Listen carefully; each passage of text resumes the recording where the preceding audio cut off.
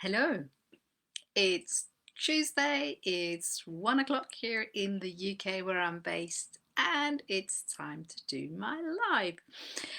So today I thought I'd give you a little bit of an insight around why Danes love their flag so much, and also why often when in Denmark we talk about hygge, we mention our flag and we associate our flag with hygge too.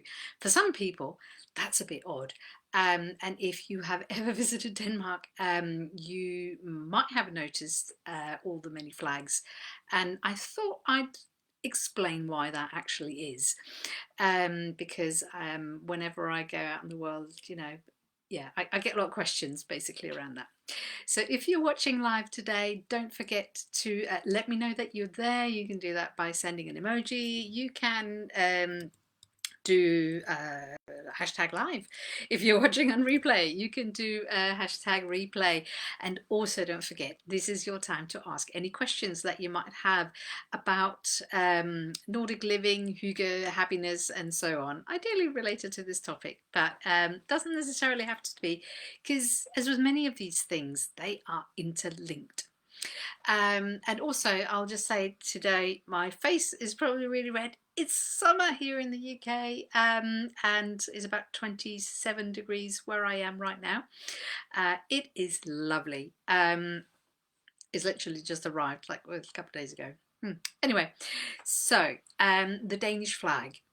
I thought I'd show you an example. There you go. It's called Dannebrog, and that's what it looks like. And almost every Danish household will have a flag like this. So this is, I need to have it a bit further back.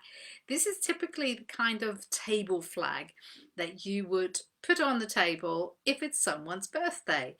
And I did a thing about Danish birthday traditions. So basically it's this one. I am married to an English guy, so I have got actually an English flag as well to put on. But somehow it doesn't quite feel the same. But I have had it on for English weddings and things like that. Anyway, so that's the Danish Dannebrog, and I thought I'd give you a bit of an insight about why we use it so much, and also why do we use it for birthdays? Why do we? Some people have like oversized guards holding this flag outside their door. My son attends or used to attend a Danish school in the UK. They would have like flags the size of me, outside the door to indicate that it was a Danish school. And you see it quite a lot. We've even got flags on our Christmas tree. What's that all about? So I thought I'd try not to knock myself out in the process. I will explain a tiny bit why that is and why when a Dane looks at the flag, we associate it very much with hygge and happiness. So the Danish flag is called Dannebrog, and it is the oldest continuously used flag in the world. I even believe it's in the Guinness Book of Records. I didn't know you could have a flag in there, but apparently you can. So the story goes that it fell from the sky when Danish King Valdemar II was in a losing battle near Tallinn in Estland, or Estonia. Sorry, Estland is the Danish word. Estonia, in 1219, so 1219. And it was it was like a crusade battle at the time, and apparently they were about to fail. They prayed to God and the flag fell from the heavens. Obviously there's all sorts of stories, a lot of historians have been trying to dive into why that is, and how this actually come about, and it probably didn't fall from the sky, but that's the legend. Now, during the Crusades, the flag, this red and white, was actually quite commonly used by the Knights Hospitaller, I believe it's called, and therefore it's still commonly seen in many around the world in many different shapes and forms today as well. And actually, I think Malta's flag looks very similar to the Danish flag, but its distribution of white and red. You're not supposed to put fingers on the flag. So that's why I'm trying to do this. It's all sorts of rules, but that's why the distribution of the red and the white is slightly different. Anyway, that was sidetracking. So it's an elongated Nordic cross, which again links to its use as a maritime flag in about in around the 16th century, and that's the same for all of the Nordic flags. And actually, on top of that, it's the Swedish flag has a similar history to the Danish one. That on a blue sky there was a golden cross spotted, you know, during a battle, and that's how these flags seem to have come about. So it's been the national flag in Denmark since the 18th century, and no, actually, sorry, since the 16th century, but it's been used as a maritime flag in the 18th century in the elongated shape. It was actually outlawed for private use in 1834, but that was re-established again in 1854, in case you should be interested. And that kind of ties in with the whole nationalistic romanticism at that time. But it also ties in with the use of the flag. Now, flags have obviously been used for not only good things throughout history, but also bad things. And it was very much used as part of war and so on, and obviously showing identity. But around the mid 1800s, there is this shift because of wars and battles that are going on, that people start taking the flag to kind of represent not only nationalism, but also kind of like the unity, if you like. And it's around that time also that we first see the use of the flags as a decoration on our Christmas trees. And that's a bit odd maybe for some people, but it was a way of showing. You have basically lots of little flags on a piece of string that you then go around, a bit like a tinsel, I guess, in the UK, or maybe also in the part of the world where you live. So you have it kind of going around the Christmas tree. And that was kind of that started around the 3-year war with Northern Germany as a way for people to show their alliance, if you so like, with either side. Now, especially the southern part of Jutland, where I actually grew up as well, has been in and out of battles with Germany, and there's been all sorts of politics. Actually, in this day and age, we are a model, I think, for many countries, the way that we coexist, because the border has been kind of moved back and forwards many times. So that means that there's a lot of Germans living in what's now Denmark, and there's a lot of Danes living in what's now Germany. And I've had people from Israel visiting and so on to kind of look, study and try to understand how we can coexist really happily in our community, still allowing for people to have that national identity, but also to get on. Anyway, I'm sidetracking again. But basically, because that part of the world, South Jutland especially, has been in and out of upsets, you know, with our German neighbours as history went on, that's the use of the flag became more and more prominent. And like I said, the border was moved many times over. And at one point, during the First World War, the border went up quite high. So a lot of what is now Denmark was actually under German rule. And Danes were trying to keep their national identity as much as they could, hoping that they could once again, you know, be part of Denmark. And the use of the flag became very prominent. It was outlawed by the Germans, and I can understand why. But Danes were finding different ways of still having the flag to kind of symbolize their national identity, if you like. And they had to come up with quite cunning ways of doing it.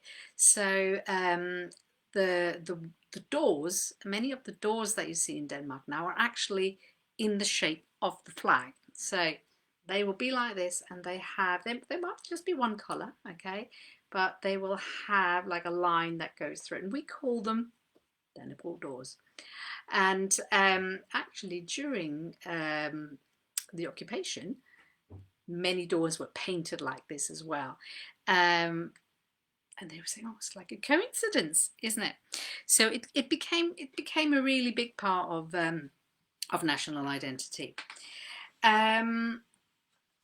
So thank goodness there hasn't been that many wars and upsets ever since the border was actually bit of history for you here in case you want to know. You might not, but I'll tell it anyway.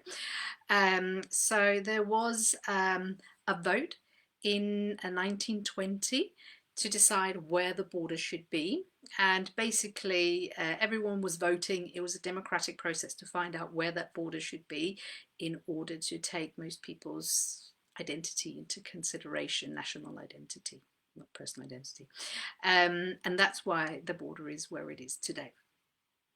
Anyway, so around that, you know, from about mid 1800s and all the way up to the 1925, there's this big focus on the use of the flag. But the use of flags goes a lot further back than that. Now, even at the time of the Vikings, the flag was a way to symbolize not only what tribe you were, but also to signal to neighbors and so on what your intentions were, and also when you were home and when you weren't home. And it's from that, probably, historians believe, that it's the reason why Danes this day and age still have a flagpole. So if you live in a house in Denmark, you will have a flagpole. And you will also have a simplified version of Dannebrog. You'll have like what's called the little banner flag at the top. And that's from the Viking age to signal to people that originally it was that the man of the house was at home. So basically he wasn't out on warfare in the world, but he was at home. And it was a signal to people around. And it's still this day and age. So if you live in a house, you normally have the little banner flag. If the house is not occupied, it might not have it. Not everyone follows that rule 100%. But then there is the use of Dannebrog as well, so the Danish flag, for big occasions. And this is again where people kind of get together. So when there's a birthday or something like that, or a big celebration of some kind, you signal to your neighbors, again, like from the Viking age, that there's something to celebrate. So when there is a birthday, we would normally put the flag up. If there is like a baptism or a wedding or something like that, people will put the flags up. And I wanted to show you this. I've got a little picture. It's not the best quality because I've tried to blow it up for you, but that is basically a picture of, oh, where do I need to go? Over there. The street that we were driving it down on my husband and I on a wedding day. And if you see all those little red things in the background, that's all the neighbours putting their flag up to show that they are celebrating, or they want to celebrate our wedding. Some of them I have never met, but obviously my parents spoke to them. And the car itself has actually got little flags on it.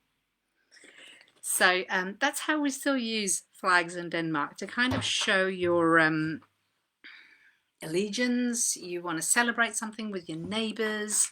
You want to, oops, I'm trying to not step on my picture now. You want to, yeah, basically share in that emotion and that joy. And very much Dannebrog, I think, is in this day and age very much associated with happiness and joy, because it is used for the big celebrations, it's used for birthdays, and it is still used as a Christmas tree decoration as well. And I should have dug some of those out, but they are far away in the cupboard, and it's so hot today I couldn't face looking at any of the Christmas tree decorations. Now, the flag is used for many different things as well. Obviously, in around big sporting events and so on, it's wheeled out. And actually, at the World Cup in 1986, they invented a little hat that had the flag on it and had little hands, and you could pull on the string, and the hands would go like that. We call it a clap hat. Basically, it means like it's an applauding hat, and it had like little flags on it as well. And obviously, people will draw flags on their faces, as many other nations will do as well when it's a big sporting celebration, and especially football. There are many stories about the Danish flag. There's many rituals, but basically, if you live in a home and you got a flagpole, you need to maintain the flagpole. That's very important. But you also have to handle the flag in a certain way. And as I said, I've been brought up with this. You're not allowed to put any fingers on this, and it's kind of a respect for the flag, I guess. But also, this is something that you have all your life, so you don't really want to mess around with it too much. So the rules around the flag. Okay, so you're allowed to put it up at sunrise. This is the flag outside, the big flag, but not before 8 a.m. And you must take it down before the sun sets. Otherwise, it's said that you are flagging for the trolls, so you're flagging for the evil. Unless you've got a projector or something like that that projects light onto the flag, in which case it is allowed to stay up longer. The flag's not allowed to touch the ground. There is a myth that if the flag touches the ground, the country will be at war again. And when the flag is worn, and you must never put a worn, too worn flag up. Obviously, when you put it up and the wind plays with it, gets worn a bit and the edges get frayed. But when it gets really, really worn, you must ensure that it gets burnt so that it doesn't end up becoming misused.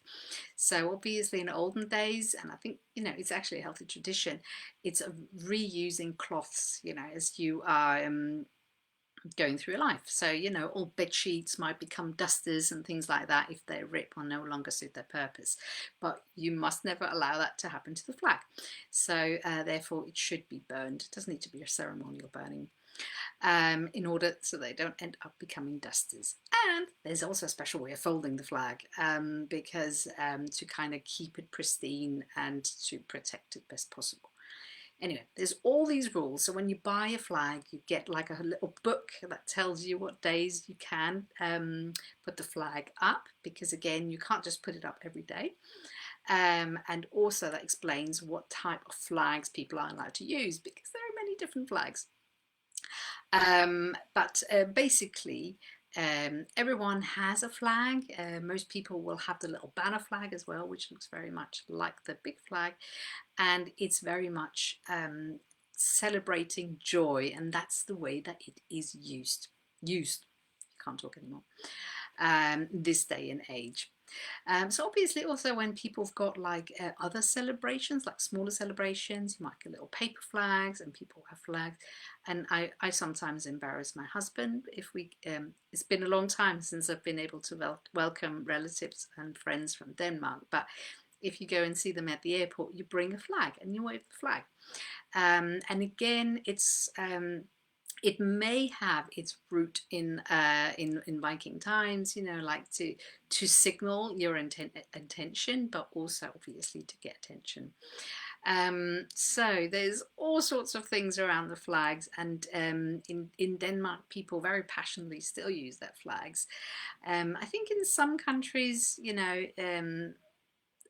flags might be associated with the negative side of nationalism, and I would like to think that it has a different meaning. Obviously it's still nationalism, but it's more to signal to the world around you that there is a joyous occasion. Obviously if there is a sad occasion such as a funeral, people will normally have the flag as half-mast.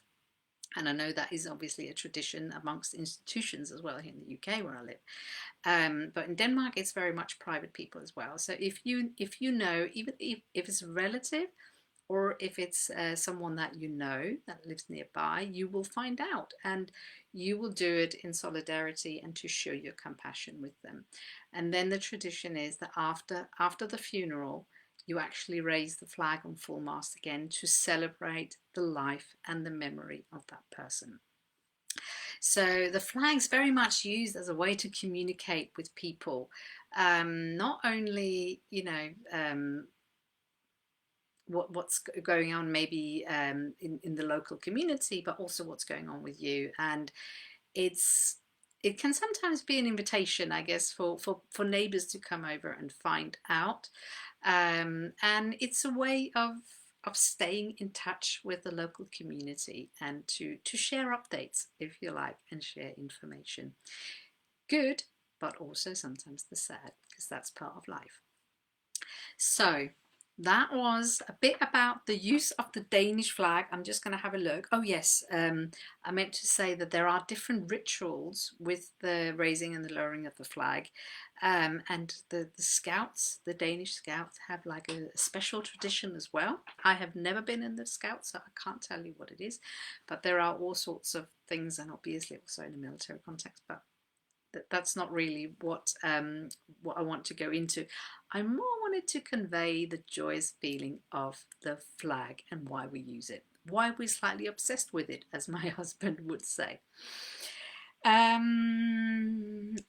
think that is everything. Oh yes, and the name Dannebro, that's one of those words that can be quite difficult for people to pronounce. It basically means flag of the Danes, or red flag, or red fan is probably not the right word. Fan, flag. And it's yeah, it's indicating again that, you know, it comes from the Dane, but again the links back to the medieval times are very, very strong, as well as to the Viking times with the usage. I can't talk today. Usages. Okay. So I've been babbling on. Let me just have a quick look in the comment to see if there's any comments. I can't see any comments. So if you have put any comments in and I have missed them, then I do apologise. You can obviously put comments in also when you see this later. I know that sometimes there is a bit of a delay on as well, so I will just give it a couple more seconds. But feel free to put a comment in if you like. So a couple of weeks ago I talked about our Norwegian neighbours, and in Norway the main day when the flag comes out is obviously the 17th of May. Yeah, the use of the flag is quite different and still very similar across the Nordic countries, which is always quite astounding to me when I've looked into this, and also when I've visited either Norwegian, Swedish or Finnish friends. But hopefully that gives you a bit of an insight as to why the Danish flag is very much associated with happiness and hygge. And because it's still now used very much in the home for celebrations. So just as an example, obviously if this is a birthday, then this will come out and it will normally be on the main table in the house, if you like, where most people see it. And if you're having people over for dinner or so on, it'll be moved into that room, maybe not necessarily on the table. So even if people haven't got a flagpole outside, they might still have one of these. So with that in mind, we like waving it, we'll say, I will say, it's like roll we.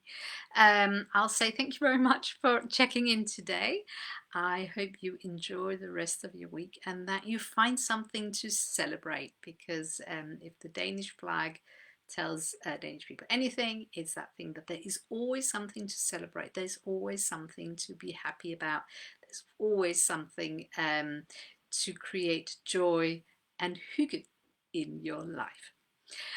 Finishing on that note, there are still places for my Healthy Hygge course, which will be starting next Saturday. So feel free to send me a message with the word hygge. You can private message me here on Facebook or put in the comments below, and I will send you all the details through so that you can also start creating some healthy hygge habits, and part of that is taking time out to celebrate as well every single day. So take care and enjoy the rest of your week. Bye bye.